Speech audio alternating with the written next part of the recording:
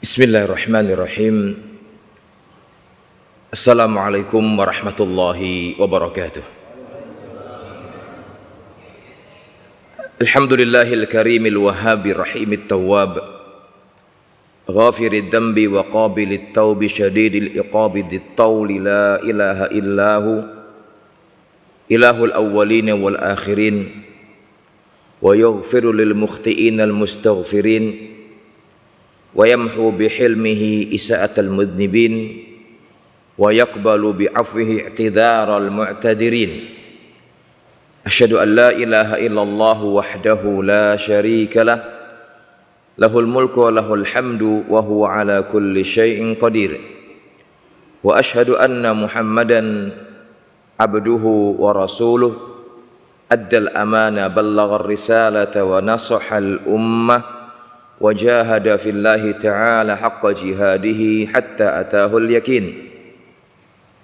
Allahumma salli wa sallim wa barik wa an'im ala nabiyyika wa habibika al-Mustafa Muhammad ibn Abdullah wa ala alihi wa sahbihi wa man sara ala nahjihi wa istanna bi sunnatihi ila yaumiddin. Amma ba'd, ikhwatal imani rahimakumullahu jami'an, jamaah salat subuh yang dirahmati Allah Azza wa Jal, saudara-saudariku seiman seakidah. Alhamdulillah, kalimat syukur tadi senantiasa menghiasi bibir kita, membasahi lidah kita tatkala setiap orang di antara kita mendapatkan, merasakan begitu banyak karunia ilahi yang tercurah dan terlimpah kepada kita semua. Nikmatul iman wa nikmatul Islam. Demikian pula halnya nikmat kesehatan, kesempatan dan kekuatan. Sehingga dengan izin Allah dan takdirnya pula, di pagi hari yang berbahagia ini Allah masih berkenan mengembalikan roh ke jasad kita, membangunkan kita, menggerakkan kita untuk menuju ke rumah di antara rumah Allah di muka bumi ini. Bersama-sama kita diberikan kemampuan melaksanakan salat subuh berjamaah, sebuah kenikmatan yang barangkali belum bisa dirasakan sebagian kecil saudara kita di luar sana, yang Nabi kita Muhammad SAW memberikan kabar gembira di hadis yang masyhur dengan sabda beliau, man shallas subha fi jama'atin fahuwa fi dhimmatillah. Barang siapa yang sholat subuh berjamaah, maka dia akan berada dalam jaminan Allah, perlindungan Allah, pembelaan Allah fid dunya wal akhirah. Dan kita lanjutkan dengan majelis at-tawasi bil haq wat tawasi bis sabr. Kita ingin duduk untuk saling berwasiat dalam hal kebenaran. Kita ingin duduk untuk saling berwasiat dalam hal kesabaran. Kita ingin duduk untuk mengkaji dinul Islam, mempelajari ayat-ayat Allah dan sabda Rasulullah SAW, serta berupaya membawa diri kita untuk bisa memahami dua wahyu tadi, Al-Quran dan Al-Hadis, dengan pemahaman yang benar sebagaimana pemahaman para ulama Ahlus Sunnati wal Jamaah yang diawali oleh generasi utama di muka bumi ini, mereka para sahabat Nabi, kemudian tabi'in dan tabi'ut tabi'in, dan para ulama yang meniti jejak mereka hingga akhir zaman. Tentunya besar harapan kita, mudah-mudahan Allah Rabbul Izzah berkenan mencatat langkah kita ke majelis ini sebagai amal ibadah yang diterima di sisinya. Semoga pula Allah Azza wa Jal meridai langkah kita, memberkati usia kita, mengampuni dosa kita, memberikan manfaat akan ilmu yang kita pelajari bersama, dan semoga dengan kita belajar Allah pun berkenan menjadikannya sebagai wasilah sekaligus sarana dimudahkannya langkah kita ke surganya kelak Amin ya rabbal alamin wa ya mujibas sa'ilin. Ikhwatal imani rahimakumullahu jami'an. Tema yang kita angkat, engkau akan dibangkitkan sesuai dengan kondisi amalmu. Ini kita angkat barangkali berangkat dari sabda Nabi kita Muhammad sallallahu alaihi wa alihi wasallam. Hadis yang masyhur riwayat Imam Ahmad dalam musnadnya. Beliau bersabda, "Man mata ala syai'in ba'athahu Allahu alaihi."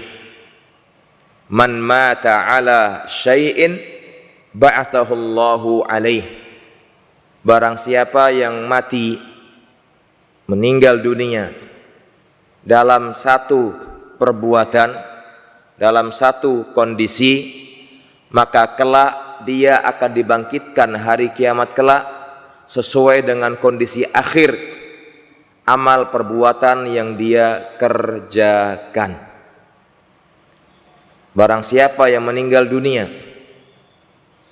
sedang mengerjakan satu perbuatan, tentunya dalam tanda kutip, ya, perbuatan yang dikerjakan manusia tak lepas antara dua hal, kebaikan atau kejahatan, ketaatan atau kemaksiatan,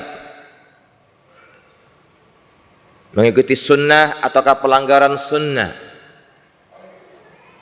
kejujuran atau kedustaan. Maka kondisi akhir yang dia lakukan lalu datang maut menjemput, maka kelak akan dibangkitkan hari kiamat sesuai dengan amal yang saat itu dia kerjakan.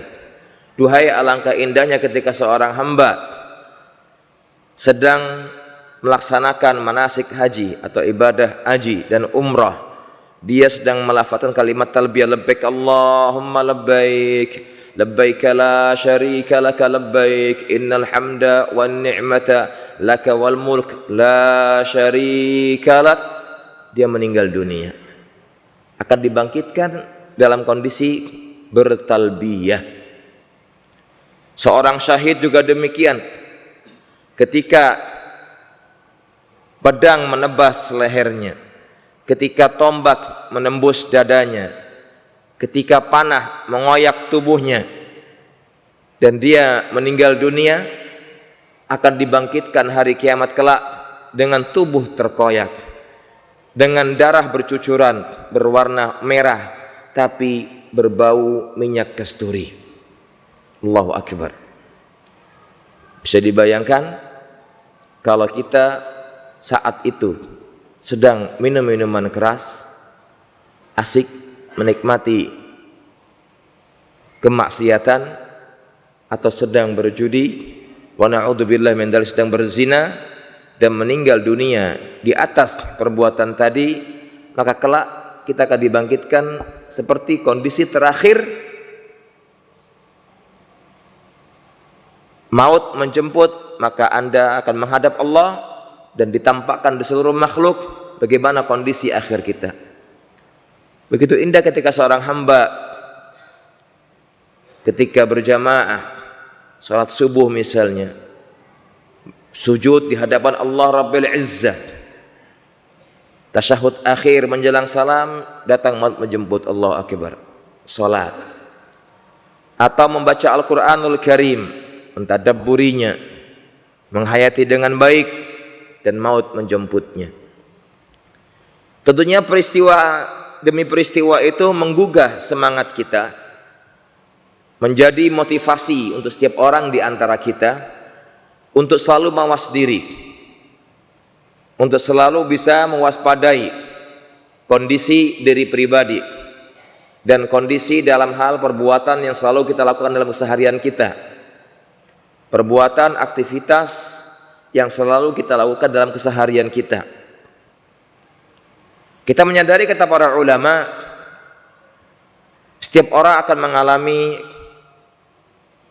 kelahiran. Apakah kelahiran manusia itu sekali ataukah dua kali?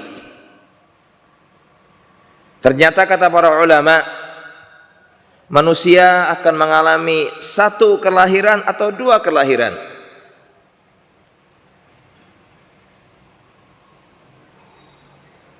Kalau kelahiran yang pertama, ulama mengatakan manusia akan mengalami dua kelahiran. Kelahiran yang pertama akan dialami seluruh makhluk, manusia ataupun hewan. Keluarnya makhluk dari rahim ibunya.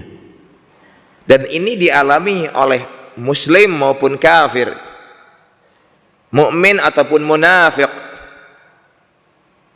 Tapi kelahiran yang kedua itu hanya dialami oleh seorang hamba yang diberikan taufik oleh Allah Subhanahu wa taala. Kelahiran yang tidak terikat dengan waktu dan usia.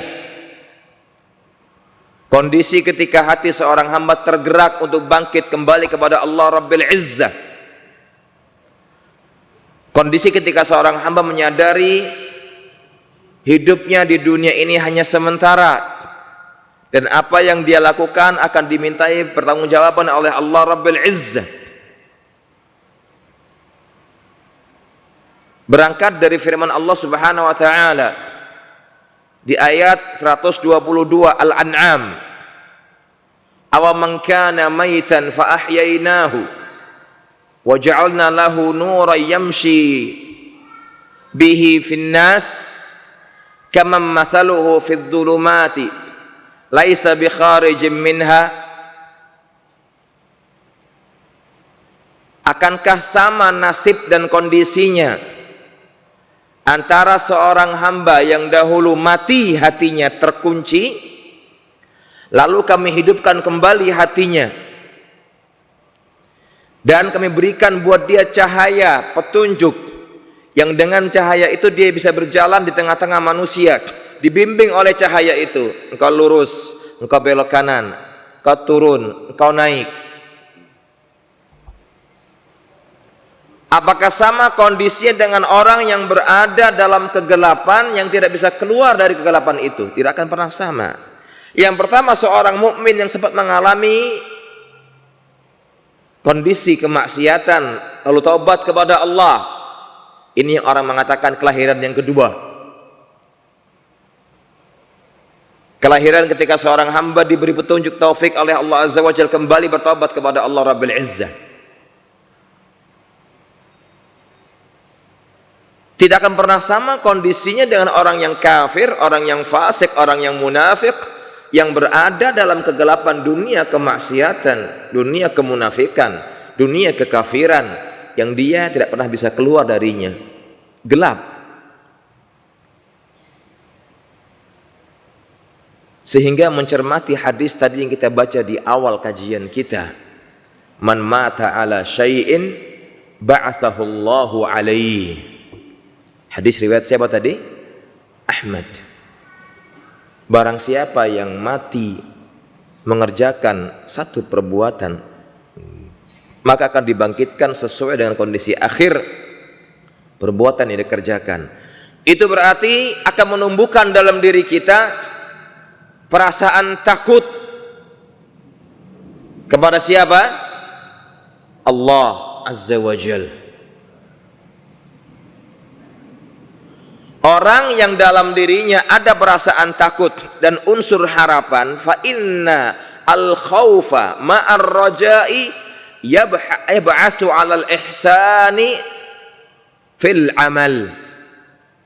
Kata para ulama, ketika mulai tumbuh perasaan takut dalam diri seorang hamba dan didorong oleh unsur harapan mendapatkan kebaikan, semakin memotivasi seorang hamba untuk terus berbuat baik, memperbaiki kualitas amal ibadahnya. Karena hakikat Allah menciptakan kita di muka bumi ini untuk apa? Beribadah. Wa ma khalaqtul jinna wal insa illa liya'budun. Ini yang harus kita pegangi bersama sebagai pedoman hidup kita. Allah menciptakan saya, Anda, dan kita agar kita mentahqiq al-ubudiyah, merealisasikan hakikat penghambaan diri seorang hamba kepada siapa? Allah. Saya ini budak, saya ini hamba. Hambanya siapa? Hamba Allah. Itu berarti bagaimana? Harus menunjukkan hakikat penghambaan yang sebenarnya. Sehingga unsur pertama yang akan terbetik dalam hati seorang hamba adalah al-khawfu minallah. Dalam sebuah hadis riwayat Imam Tirmidzi, Nabi kita Muhammad SAW bersabda, "Man khafa adlaj, wa man adlaja balagal manzila. Ala inna sil'atallahil ghaliyah, ala inna sil'atallahi al-jannah." Barang siapa yang memiliki rasa takut, tiba-tiba timbul perasaan takut, dia akan mengambil langkah 1000, mengambil langkah cepat untuk segera bergerak tanpa ada yang mengetahui di kala malam hari. Dan barang siapa yang melangkah dengan cepat di kala malam hari, maka akan segera sampai ke rumahnya. Nabi ingin menganalogikan orang yang ketika malam hari berjalan dalam kondisi sepi, menakutkan, dia takut. Apa yang dia ambil? Lari kal angkabut. Ya, lari kal angkabut. Cepat dia akan lari. Dan orang yang berlari cepat akan segera sampai ke mana? Ke rumahnya. Makanya kata Ibnu Qayyim, orang yang takut dari manusia akan menghindar. Iya apa iya? Ya pasti iya. Tapi orang yang takut kepada Allah akan mendekat. Subhanallah. Jelinya para ulama mencermati kondisi manusia. Ketika seorang hamba takut kepada manusia yang lainnya, dia akan menghindar, nggak mau ketemu, takut.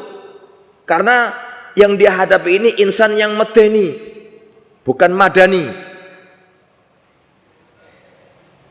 Manusia yang dihadapi itu insan yang medeni, menakutkan, bukan madani. Nabi kembali menegaskan, ala inna sil'atallahil ghaliyah.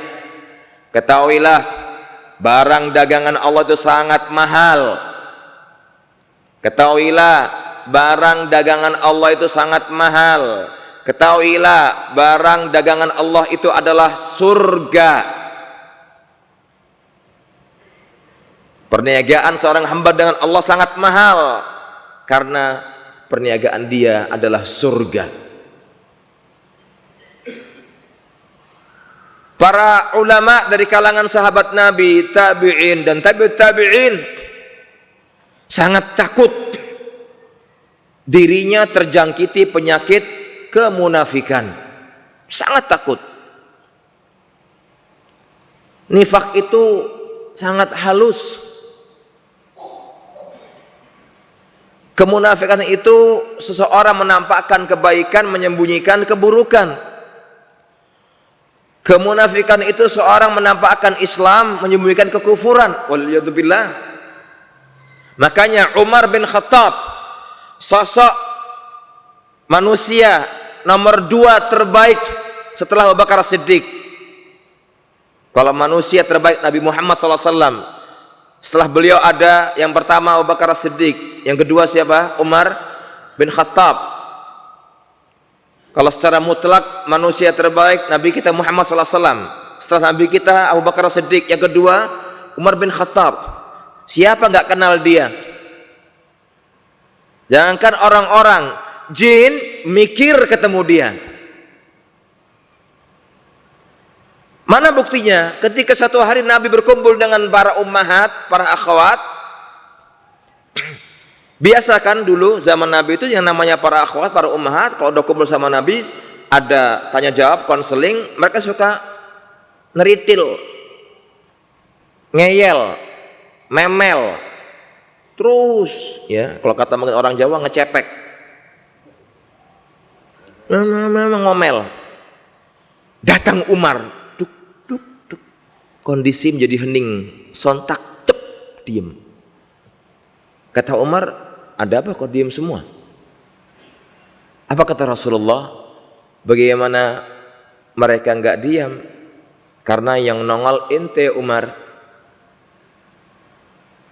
Umar itu kan paling enggak suka ada orang yang maaf kurang adab. Urusannya apa? Bukan tangannya tapi nih. Nabi mengatakan, "Ya Ibnal Khattab, wallahi innaka ma salakta fajjan illa wasalaka syaitanu fajjan ghaira fajjik." Jikalau seandainya engkau wahai Umar melewati sebuah jalan dan di ujung jalan itu ada jin, syaitan, maka dia akan mikir mendingan muter balik ke arah lain ketimbang ketemu Umar. Hadza jin. Takut mikir. Kalau kita kan dikangeni sama jin, nggak ada lo nggak rame. Hah? Kalau kita kan dirindukan oleh siapa? Jin. Tapi Umar, jin berpapasan jarak jauh udah kelihatan Umar, jin muter balik. Nggak berani jin ganggu Umar. Begitu hebat unsur keimanan Umar. Tetap dia punya perasaan takut ketika ketemu dengan Hudzaifah bin Yaman, sahabat yang memegang kunci rahasia nama-nama orang-orang munafik. Ya Hudzaifah, nasyattukallah, anshattukallah, hal sammani Rasulullah sallallahu alaihi wasallam min haula'il munafiqin. Umar datangi Hudzaifah. Hudzaifah sini. Saya mau nanya, demi Allah, tolong jawab pertanyaan saya. Sekarang juga, apakah namaku termasuk golongan orang yang munafik? Adakah namaku dalam daftar bukumu yang disebutkan oleh Nabi kita Muhammad SAW dalam golongan munafikun? Hudzaifah mikir, kasih tahu enggak? Kasih tahu enggak? Kasih tahu enggak? Itu rahasia gak boleh dibongkar. Tapi karena yang datang Umar bin Khattab, mikirkan Hudzaifah,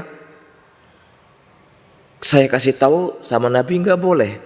Nggak saya kasih tahu, yang saya hadapi siapa? Umar bin Khattab. Akhirnya dia bilang, tidak wahai Umar, engkau bukan termasuk orang yang munafik.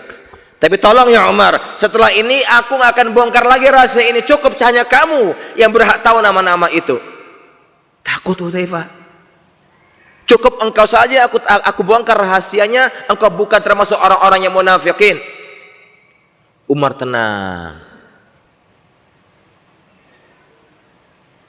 Umar tenang hatinya.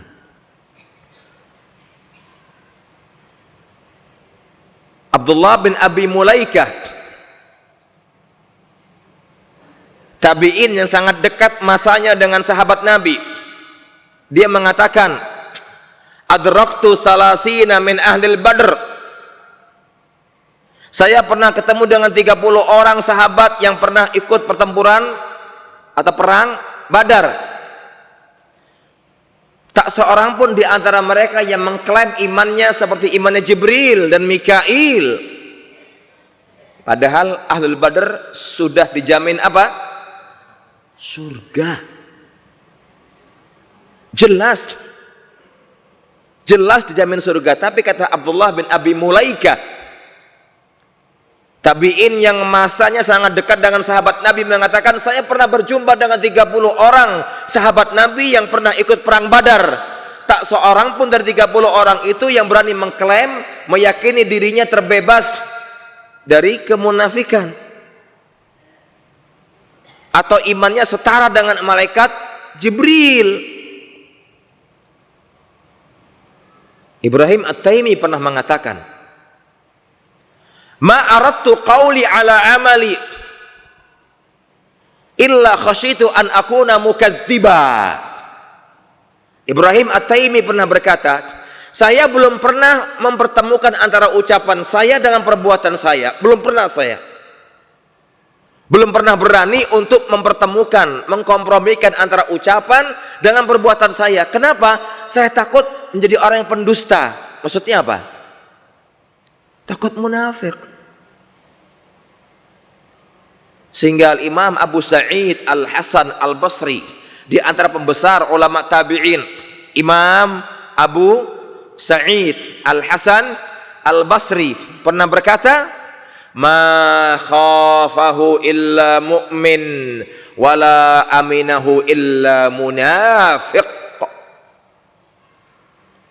Tidaklah ada seorang hamba yang takut kepada Allah dan punya perasaan takut kepada Allah kecuali dia seorang hamba, sosok pribadi mukmin sejati. Dan tidak ada seorang hamba yang merasa aman dari azab Allah kecuali dia seorang munafik sejati. Kan di antara yel-yel orang munafik, kan saya enggak sendirian, tunggale akeh. Hada munafik. Coba camkan dengan seksama statement yang tadi dilontarkan oleh Imam Abu Sa'id, siapa namanya? Al-Hasan Al-Basri. Ma khafahu illa mu'min. Tidak ada yang punya perasaan takut kepada Allah melainkan hamba itu adalah sosok pribadi mukmin sejati, dan tidak ada seorang hamba yang merasa aman dari azab Allah kecuali dia sosok pribadi seorang munafik tulen sejati. Yang kedua, ketika seorang hamba menyadari dia takut mati dalam kondisi amal keburukan, kebusukan, kemunafikan, kejahatan, kemaksiatan, dia akan segera bertobat kepada Allah Subhanahu wa ta'ala dengan taubatan nasuha. Karena Nabi memberikan kabar gembira, at-ta'ib minad dzambi kaman la dzamba lahu. Orang yang bertobat dari dosa seperti seorang hamba yang tidak punya dosa. Makanya orang yang bergelimang dengan dosa dan kemaksiatan jangan pernah berputus asa. Haram hukumnya berputus asa. Sehingga Allah ketika ada hamba-hambanya yang mulai putus asa dengan ampunannya, Allah mengatakan, qul ya ibadiyalladzina asrafu ala anfusihim la taqnatu min rahmatillah. Kenapa? Innallaha yaghfirudz dzunuba jami'a. Qul ya Muhammad, katakan, ya ibadiyalladzina asrafu ala anfusihim, kepada mereka hamba-hambaku yang sudah melampaui batas dalam berbuat dosa. Yang sudah melampaui batas dalam berbuat dosa, sudah kebablasan, sudah punya banyak kelebihan. Dalam hal apa? Dosa. La taqnatu min rahmatillah. Jangan pernah kalian semua merasa berputus asa dari apa? Rahmat Allah. Kenapa kata Allah? Innallaha yaghfirudz dzunuba jami'a. Karena Allah mengampuni semua dosa. Syirik sekalipun kalau Anda bertaubat seperti orang yang enggak punya dosa. Subhanallah, Allahu akbar. Allah di ayat 82 surat Thaha. Ayat berapa tadi? 82. Surat apa? Thaha. Allah mengatakan, wa inni laghaffarun liman taba wa amana wa amila salihan thumma ihtada. Dan sungguh aku akan terus memberikan ampunan, akan mengampuni. Untuk siapa ampunan Allah? Liman taba, bagi seorang hamba yang mau bertaubat, wa amana, dan kembali beriman kepada Allah, wa amila salihah, dan dia beramal saleh, tsumma tada, lalu dia istiqamah di atas jalur hidayah Allah. Taubat dulu, lalu kembali memurnikan, mensucikan keimanannya, lalu kembali beramal saleh, dan eksis di atas 3 hal tadi. Apa tadi 3 hal? Taubat, iman dan amal soleh. Kabar gembira yang berikutnya di ayat 70 Al-Furqan. Gimana bunyinya? Illa man taba wa amana wa amila amalan salihan fa ulaika yubaddilullahu sayyiatihim hasanat wa kana Allahu ghafurur rahima. Ayat 70 Al-Furqan. Allah menegaskan illa man taba, kecuali seorang hamba yang mau bertobat, wa amana, kembali beriman kepada Allah, wa amila amalan salihah, dan mau kembali beramal saleh, fa ulaika, maka mereka itulah yubaddilullahu sayyiatihim hasanat, Allah akan ganti keburukan yang mereka kerjakan dengan kebaikan. Masya Allah, Allahu Akbar. Wa kana Allahu ghafurur rahima, wa kana Allahu ghafurur rahima, dan Allah dat yang maha pengampun lagi maha penyayang. Subhanallah. Tergerak kita akhirnya takut kepada Allah, lalu bertobat kepada Allah Rabbil Izzah. Dan di ayat lain surat An-Nur Allah mengatakan watubu ilallahi jami'an ayyuhal mu'minun, dan bertobatlah kalian semua wahai orang-orang yang beriman, agar kalian beruntung, kalian selamat, kalian berbahagia fid dunya wal akhirah. Semakin bangkit lagi seorang hamba, takut mati dalam kondisi amal terakhir dia kerjakan, dia takut kepada Allah, dia taubat. Yang berikutnya dia qasru al-amal, tidak akan pernah punya panjang angan-angan. Mukmin sejati pantang untuk panjang angan-angan. Andai aku, andai aku, andai aku, jadi. Takut jadi orang gila lama-lama kita. Karena banyak angan-angan, andai.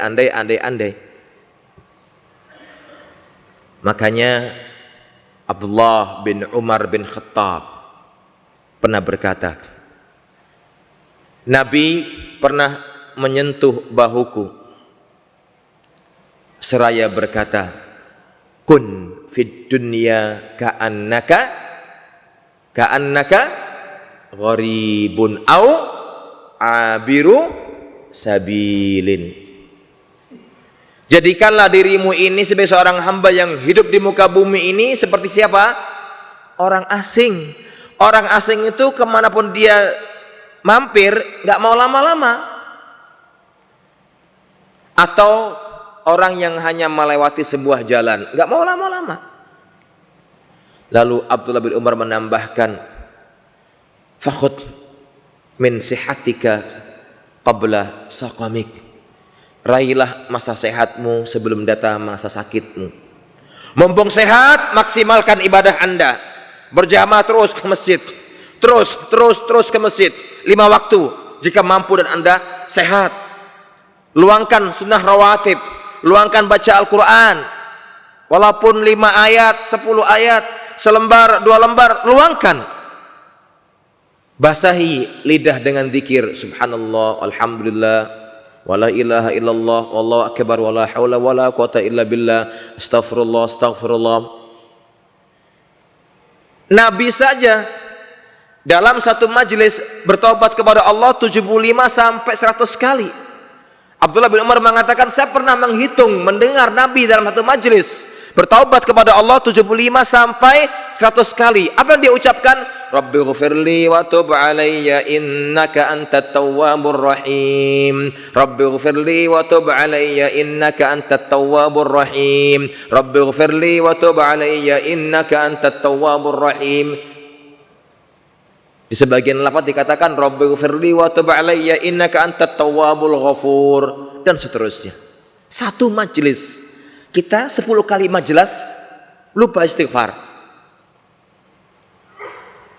Subhanallah. Lihat. Wa khudh min sihatika qabla saqami. Ambil masa sehatmu sebelum datang masa sakitmu. Semangat ketika sehat, adzan berkumandang segera ke masjid. Seorang ulama tabi'in yang saleh, Abdullah bin Amir At-Tamimi,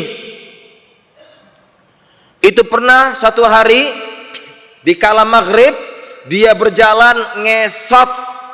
Apa ngesot? Merangkak ke masjid. Ya, karena dulu nggak ada kursi roda. Ngesot, nyeret ke masjid. Ketemu teman-temannya lewat yang sehat jalan. Apa kata dia?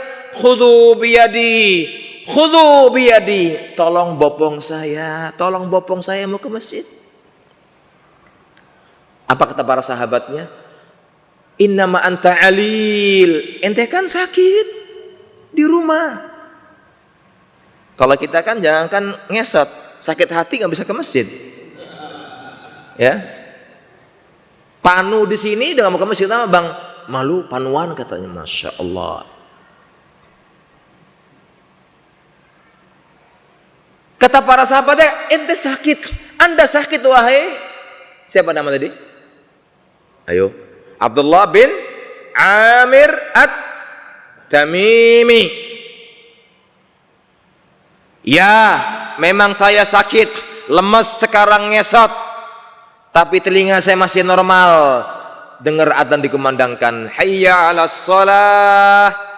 Dan yang kedua, hayya 'alal falah.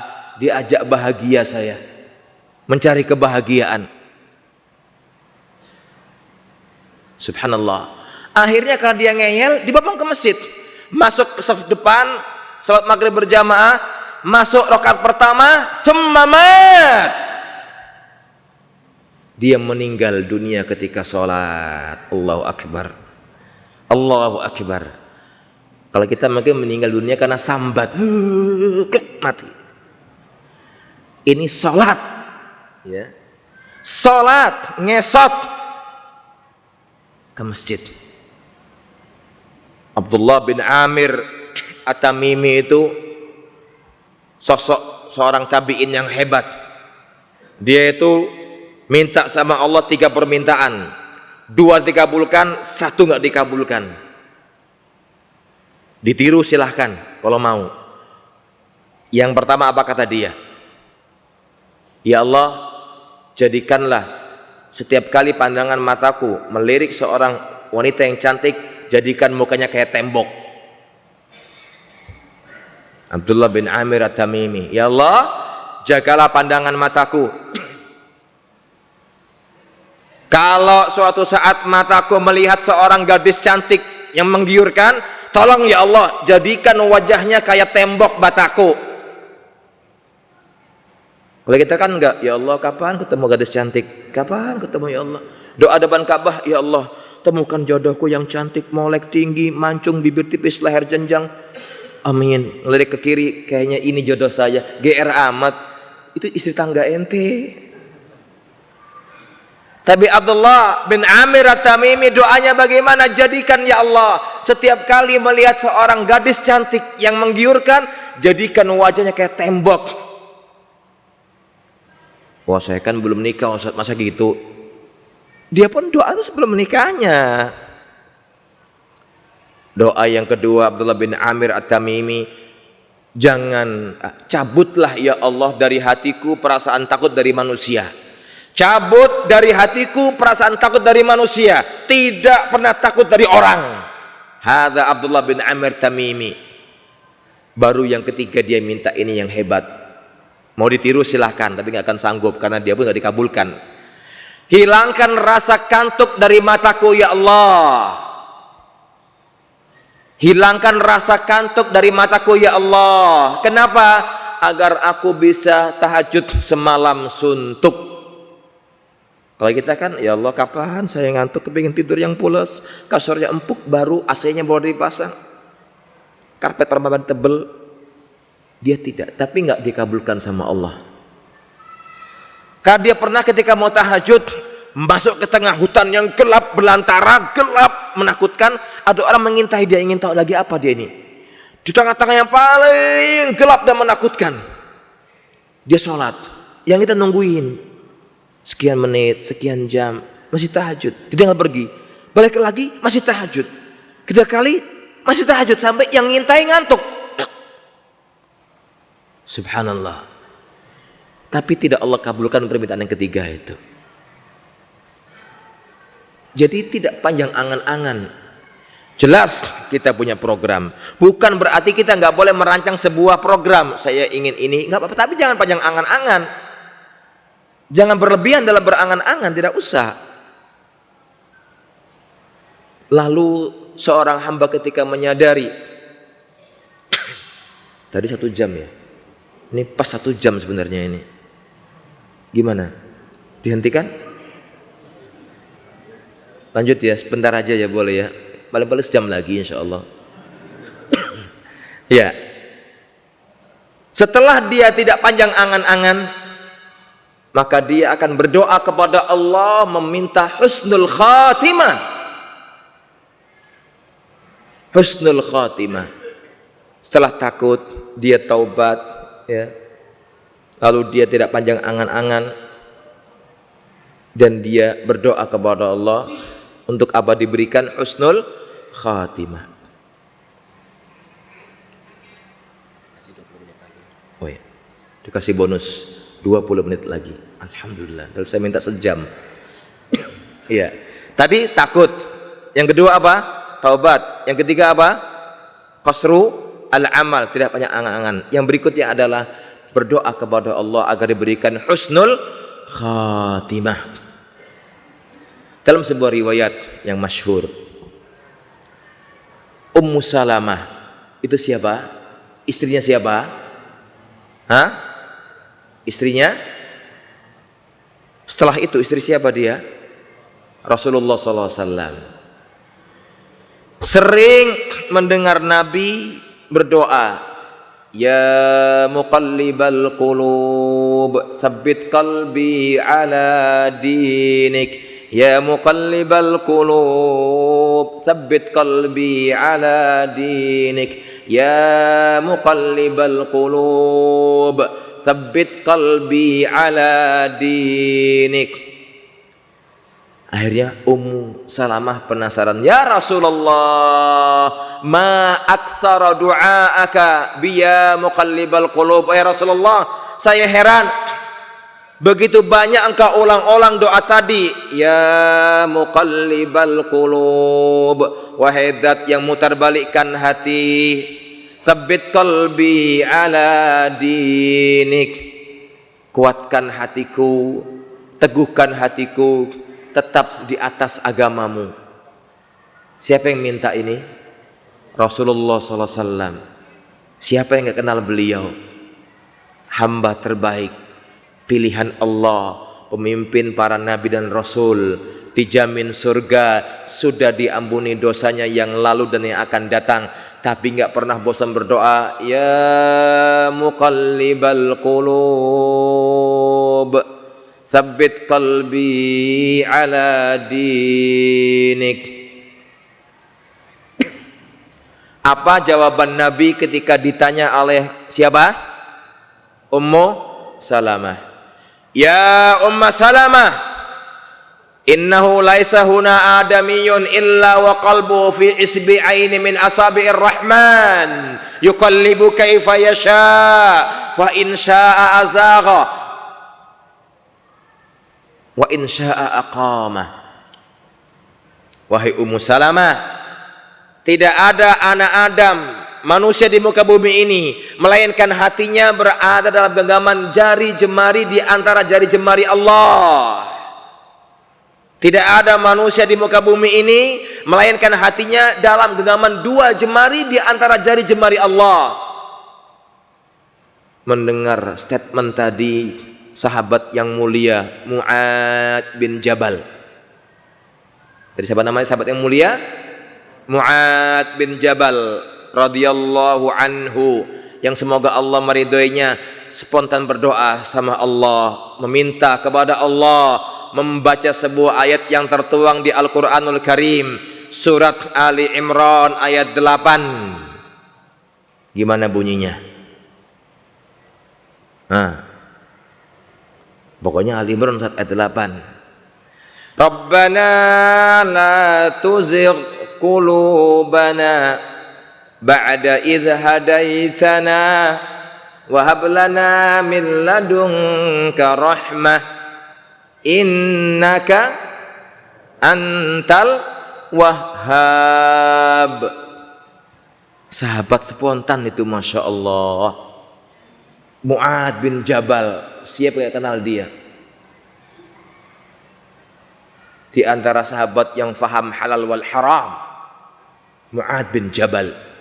Rabbana la tuzigh qulubana ba'da idh hadaitana wa hab lana min ladunka rahmah innaka antal wahhab. Itu cerdasnya para sahabat Nabi. Takut mereka.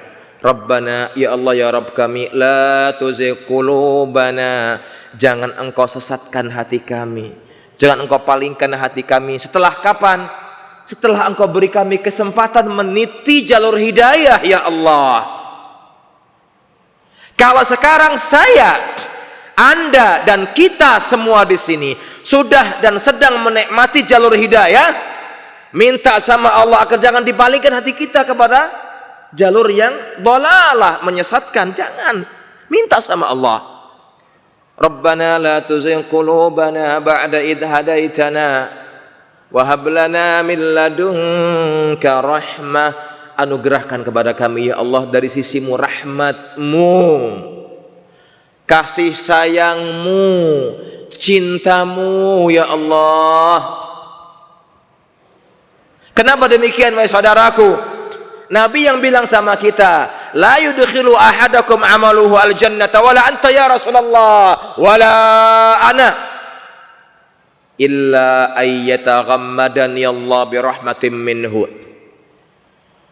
Bukanlah semata-mata karena amal salah seorang di antara kalian yang memasukkan dia ke surga. Tidak pula engkau wahai Rasulullah, tidak pula aku.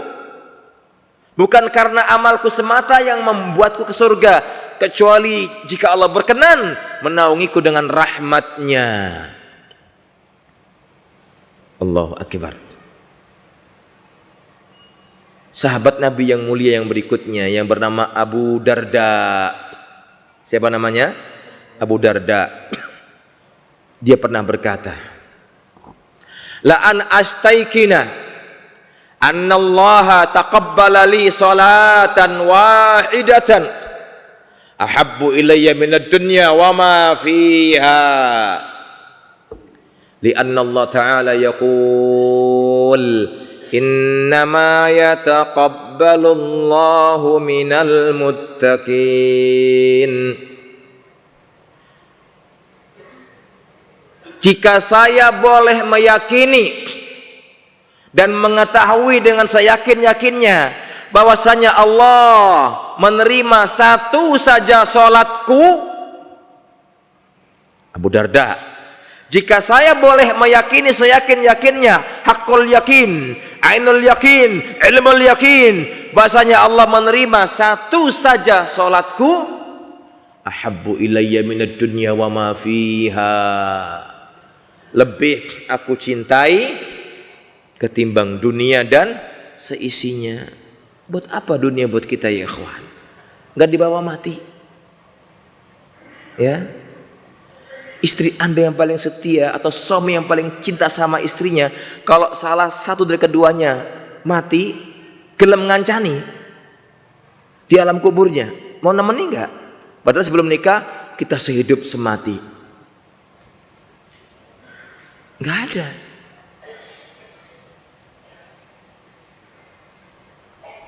Kata Abu Darda, itu kalau aku mengetahui seyakin-yakinnya Allah berkenan menerima satu saja sholatku, itu lebih aku sukai, lebih aku cintai ketimbang dunia dan seisinya. Kenapa? Aku terngiang dengan firman Allah, satu ayat Allah yang tertuang di Al-Quranul Karim. Tadi yang saya baca surat apa? Al-Ma'idah ayat 27. Al-Ma'idah ayat berapa? 27. Innama yataqabbalullahu minal muttaqin. Sesungguhnya yang hanya akan diterima oleh Allah dari sebuah amal ibadah dan pengorbanan hanya dari orang-orang yang muttaqin. Masya Allah. Allahu Akbar. Allahu Akbar. Sahabat yang mulia, sahabat yang tidak pernah melalaikan waktunya, mengisi waktu luangnya kecuali dengan beribadah kepada Allah Rabbil Izzah.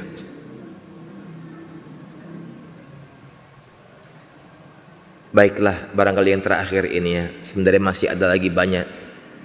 Yang terakhir adalah semakin menggugah seorang hamba untuk takut dan menangis. Kalau dia ingin mendapatkan husnul khatimah, dia harus banyak menangis karena takut kepada Allah Subhanahu wa taala. Orang yang pas takut dan menangis karena takut kepada Allah Azza wa Jal dan dia meninggal dunia, dapat jaminan, kata Rasulullah, ada dua mata yang tidak akan pernah disentuh oleh api neraka. Mata yang berjaga-jaga di medan jihad dan mata yang menangis karena takut kepada Allah.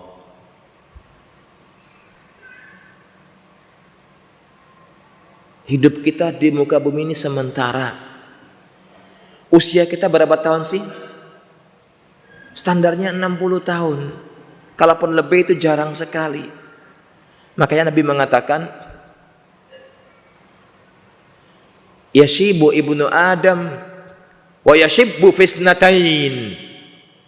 Setiap anak Adam akan mengalami masa tua, tapi merasa muda terus dalam dua hal. Nabi yang bilang ya, bukan saya. Bisa saya menyampaikan di sini. Yashibu ibnu Adam akan mengalami usia senja, tua, setiap anak Adam, manusia tanpa kecuali. Tapi dia selalu merasa muda dalam dua hal. Hubbud dunya wa tulul umr. Dunia dicari. Dan ingin terus panjang umur. Ya Allah, jangan mati sekarang, pengen panjang umur. Enggak bisa. Tidak bisa sama sekali. Makanya di ayat ke-60 Al-Qasas Allah mengingatkan kita, wa ma utitum min syai'in famata'ul hayatid dunya wa ma 'indallahi khairun wa abqa afala ta'qilun.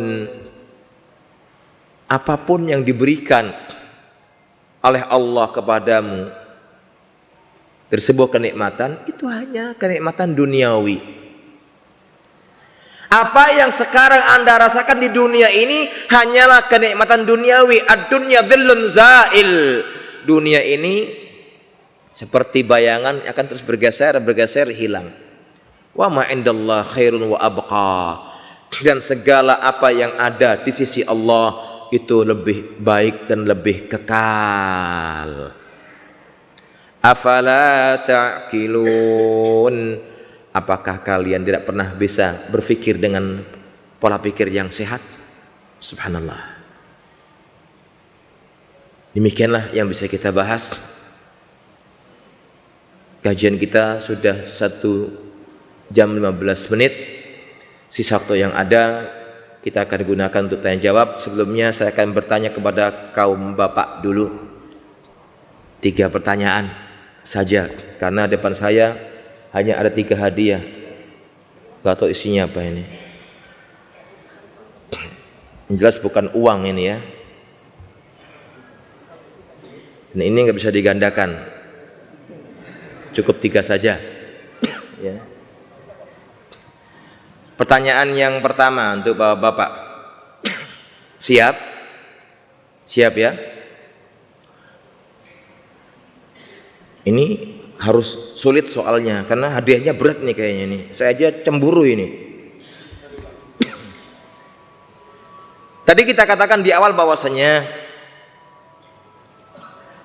manusia akan mengalami 2 kelahiran.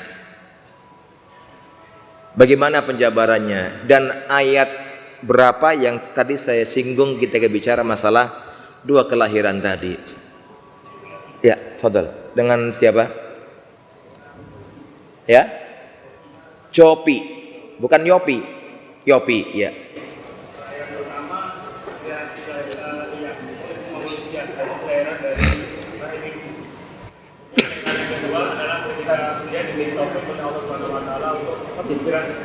Ya, bisa diulangi. Dengan siapa? Ya. Jadi ada 2 kelahiran yang dialami oleh seluruh manusia. Ada 2, yang satu dialami oleh seluruh manusia, sedangkan satu lagi tidak semua.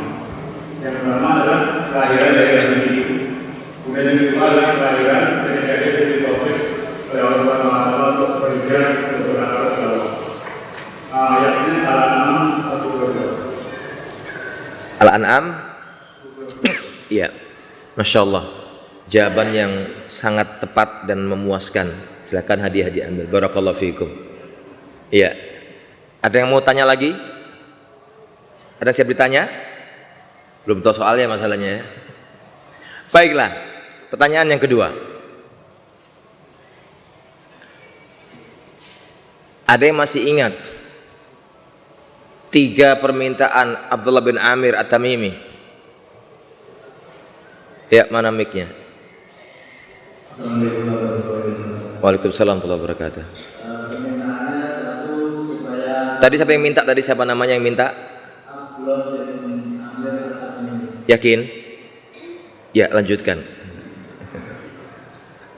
Iya. Permintaannya supaya kalau teman wanita yang cantik yang dekat supaya dijadikan sebagai jodoh. Iya. Yang kedua supaya dijauhkan rasa takut dari semua makhluk yang Allah. Yang ketiga hilangkan rasa takut agar bisa sholat. Iya. Sudah itu yakin? Cuma 3 kan? Ya, ahsantum. Ya, hadiah bila diambil. Barakallahu fiikum. Soal yang terakhir untuk bapak-bapak dan ikhwah atau ikhwan.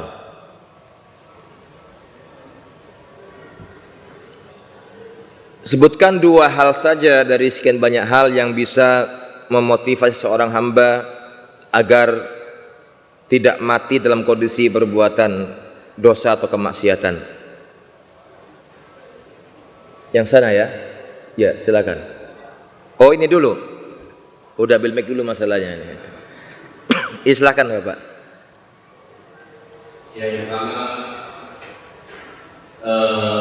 senantiasa bertaubat. Iya. Yang kedua tidak menuntut dunia, mencintai dunia. Dan yang ketiga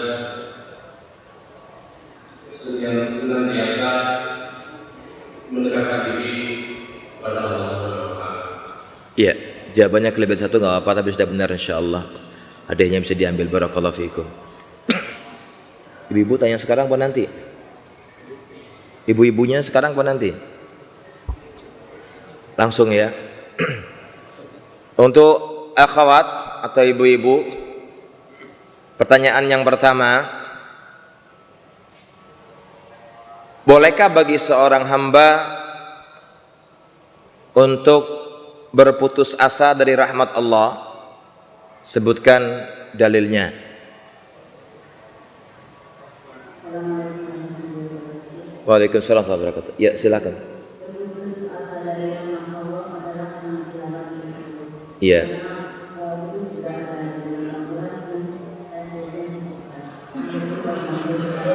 Gimana?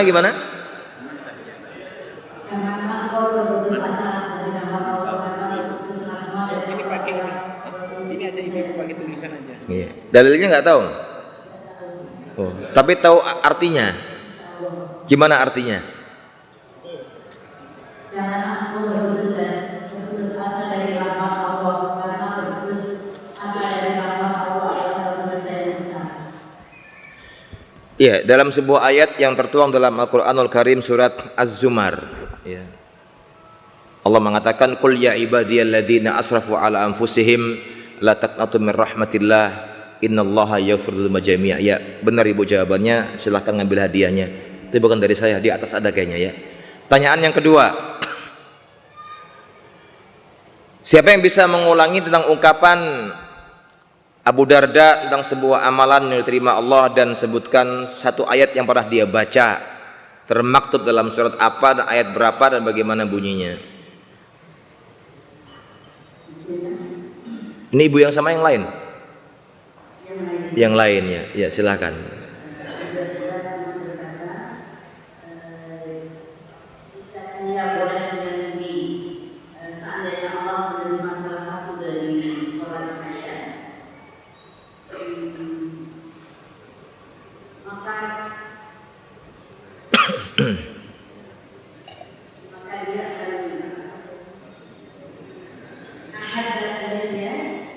Ya. wa man fihina. Ama fiha. Ya.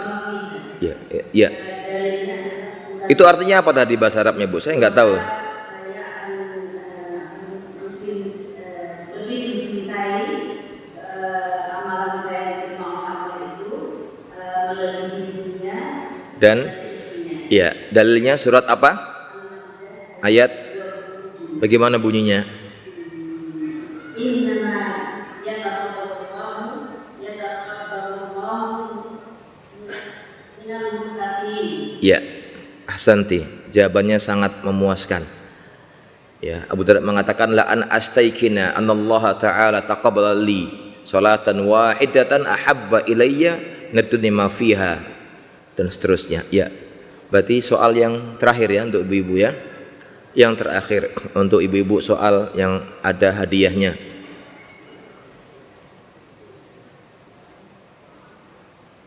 Soal yang terakhir ini terkait tentang masalah bahwasanya Allah Subhanahu wa taala akan menerima taubat seorang hamba ketika hamba itu setelah bertobat menambahkan dengan beberapa hal, sekian indikator dari amal kebaikan. Sebutkan hal-hal selain taubat tadi yang tertuang dalam Al-Qur'anul Karim di surat Toha ayat 82. Ayo ibu-ibu. Dalam surat Toha ayat 82 dikatakan bahwa setelah seorang hamba bertaubat, maka kemudian beriman dan beramal soleh dan tetap berjalan di jalan benar. Ya, itu soal terakhir gampang, hadiah diambil sekarang Bu ya, betul jawabannya. Ya, baiklah. Pertanyaan berikutnya. Apakah dalam kelahiran kedua pada manusia itu merupakan takdir Allah? Ya. Ya. Kenapa? Hadiahnya habis. Saya kasih nanti insya Allah Bu, doa. Nanti minta ke panitia insya Allah ya. Iya.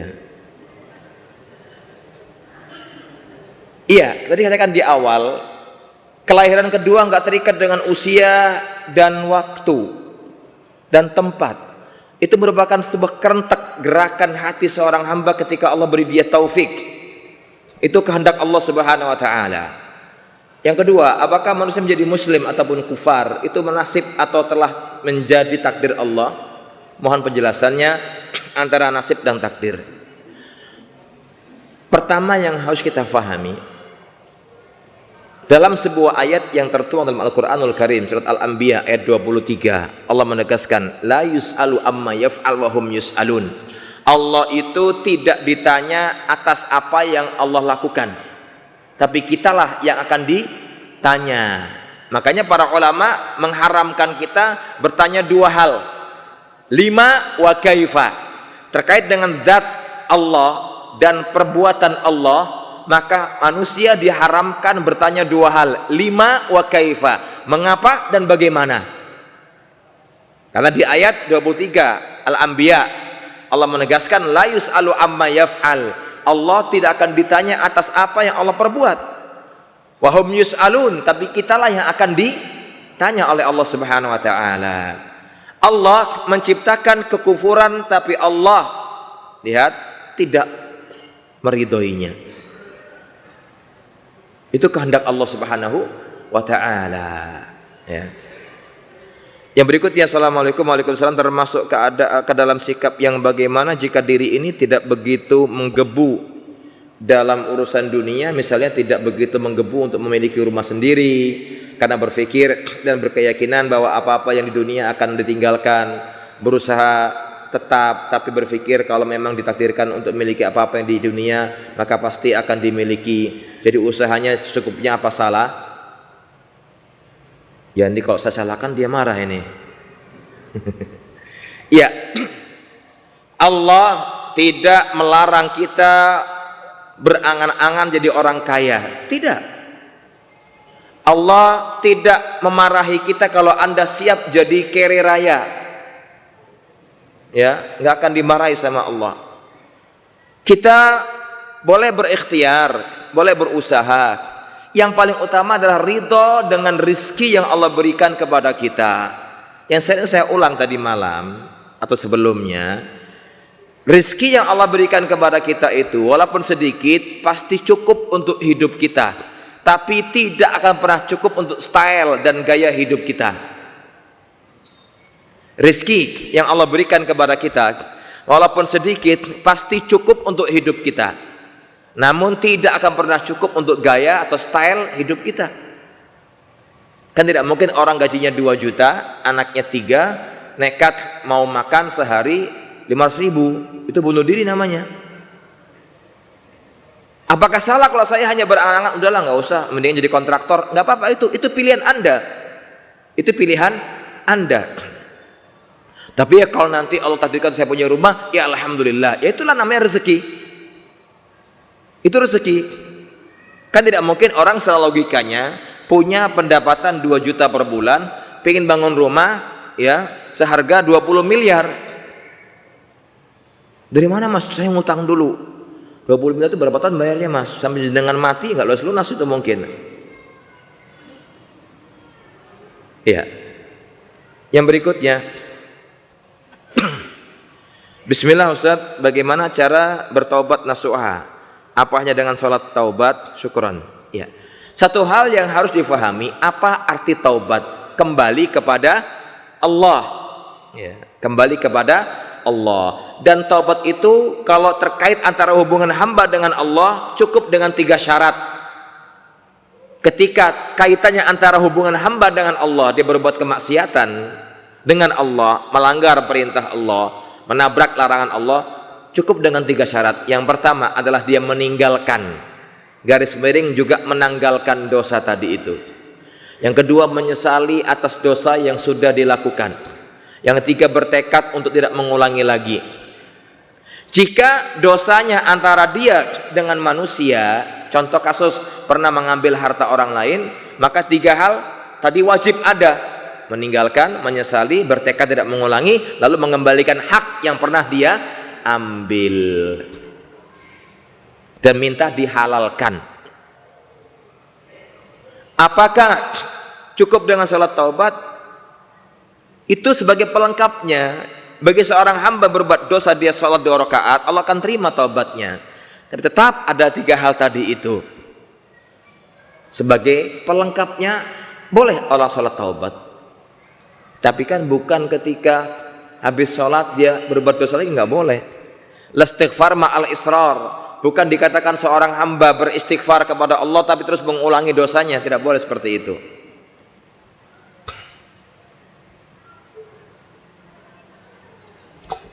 Bismillah, afwan Ustaz, menurut Ustaz bagaimana etika atau tuntunannya kita dalam berdoa? Apakah kita sampaikan secara jelas atau zahar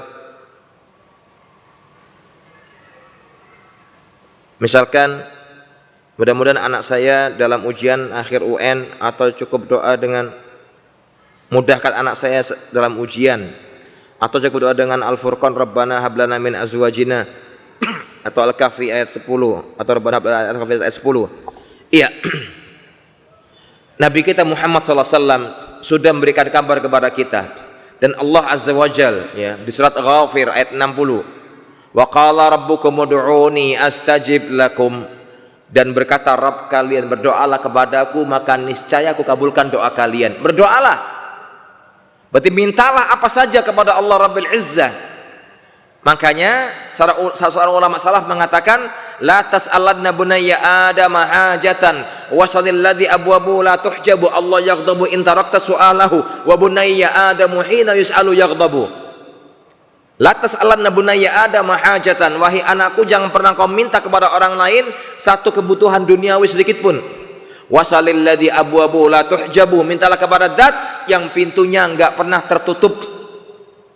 Allah. Di dunia aja istilah kita orang ngamen ditulis ngamen Jumat, ngamen gratis, minta dibatasi. Kalau sama Allah nggak terkunci sama sekali. Allah yaghdabu in tarakta su'alahu, Allah akan sangat murka kalau engkau meninggalkan doa sama Allah. Nabi mengatakan man lam yas'alillah yaghdab alaih, barang siapa yang belum pernah minta sama Allah, Allah akan murka kepada dia. Wa bunayya adamu hina yus'alu yaghdabu, wahai anakku manusia ketika diminta dia akan marah. Beda. Dan Nabi mengatakan ud'ullaha wa antum muqinuna bil ijabah, berdoalah kepada Allah sementara kalian yakin akan diijabahi doa kalian. Adab berdoa diantaranya agar kita tidak tergesa-gesa. Nabi mengatakan la yazalu yustajabu li ahadikum ma lam yasta'jil aw ya'jal, faqila ya Rasulullah kaifa ya'jal, akan terus nantiasa dikabulkan doa setiap orang di antara kalian selama dia tidak tergesa-gesa.